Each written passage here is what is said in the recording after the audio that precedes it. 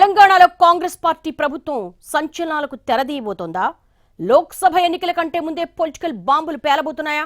ప్రతిపక్ష BRS target గా పావులు కదుతున్నాయా? పెద్ద పెద్ద తలకాయలే గవర్నమెంట్ టార్గెట్ రేంజ్లకు వచ్చేసాయా? ఇంతకీ ఏంటా సంచలనం? ఏ అంశాన్ని బేస్ చేసుకుని కాంగ్రెస్ సర్కారు బీఆర్ఎస్ నేతల్ని ట్రిగ్గర్ చేయబోతోంది? తెలంగాణలో కాంగ్రెస్ అధికారంలోకి వచ్చాక ఇన్నాళ్లు అధికారుల నియామకాలు, మార్పులు చేర్పులతో పరిపాలనను గాడిన పెట్టే పని జరిగింది.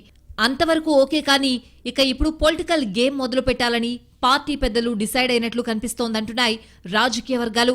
పార్లమెంట్ ఎన్నికల లోపే స్పెషల్ ఆపరేషన్ మొదలు పెట్టాలని భావిస్తున్నట్టు సమాచారం. గడిచిన 10 ఏళ్లలో వివిధ కేటగిరీల్లోని బీఆర్ఎస్ నేతలు చేసిన భూదందాలు, ప్రభుత్వ భూముల కబ్జాల్లాంటి అంశాలపై కాంగ్రెస్ సర్కార్ ఫోకస్ పెట్టినట్లు తెలిసింది. చాలా చోట్ల బీఆర్ఎస్ ఎమ్మెల్యేలు, మాజీ ఎమ్మెల్యేలు, మాజీ మంత్రులు ప్రభుత్వ భూముల్ని కబ్జా పెట్టినట్లు ఆరోపణలొచ్చాయి. వీటన్నిటిపై నజర్ పెట్టాలని డిసైడ్ అయి పూర్తి సమాచారం తెప్పించుకుంటున్నారట ప్రభుత్వ పెద్దలు. ఇటీవల ధరణిపై కమిటీ వేసింది రేవంత్ రెడ్డి సర్కార్. ప్రభుత్వ భూములు, అన్యాక్రాంతమైన భూములు, ధరణిలో బ్లాక్ లిస్టులో ఉన్న ల్యాండ్స్ ఏమయ్యాయన్న వివరాలు కూపిలాగుతున్నట్టు సమాచారం. గ్రేటర్ హైదరాబాద్ పరిధిలోని భూముల విషయంలో గట్టిగానే ఉండాలనుకుంటోందట ప్రభుత్వం. బీఆర్ఎస్ హయాంలో కీలకంగా ఉన్న మంత్రి, మాజీ ఎమ్మెల్యేల దోపిడీపై పూర్తి సమాచారం ఉందని, ఆ విషయంలో తగ్గకూడదని అనుకుంటున్నట్టు ప్రభుత్వ వర్గాల్లో ప్రచారం జరుగుతోంది. పేదల భూముల్ని లాక్కోవడం, ప్రభుత్వ భూముల అమ్మకాలు లాంటి అంశాలపై ఇప్పటికే నివేదికలు సిద్ధం చేయాలని అధికారులను ఆదేశించినట్టు సమాచారం. ధరణి కమిటీలో ఉన్న సభ్యులు కూడా కొన్ని వివరాలు సేకరించే పనిలో ఉన్నట్టు సమాచారం.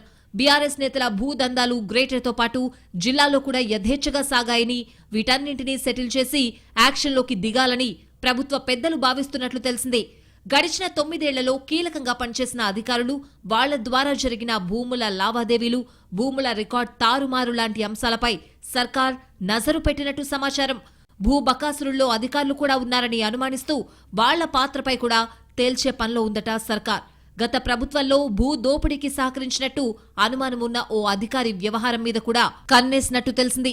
ఇప్పుడు కూడా ఆయన కీలకంగానే ఉన్నారని, గత భూ దోపిడీ వ్యవహారాలు తేలేదాకా ఆయన విషయంలో సంయమనంతో ఉండాలని భావిస్తున్నట్టు ప్రభుత్వ వర్గాల్లో ప్రచారం జరుగుతోంది. మొత్తంగా ప్రస్తుతం ప్రభుత్వం వేస్తున్న అడుగులు చూస్తూ ఉంటే భూ వ్యవహారాల్లో ప్రతిపక్ష పార్టీకి పెద్ద ఝలక్కివ్వాలనుకుంటున్నట్టు భావిస్తున్నాయి రాజకీయ వర్గాలు. ముందు ముందు ఎలాంటి సంచలనాలు బయటకొస్తాయో చూడాలి.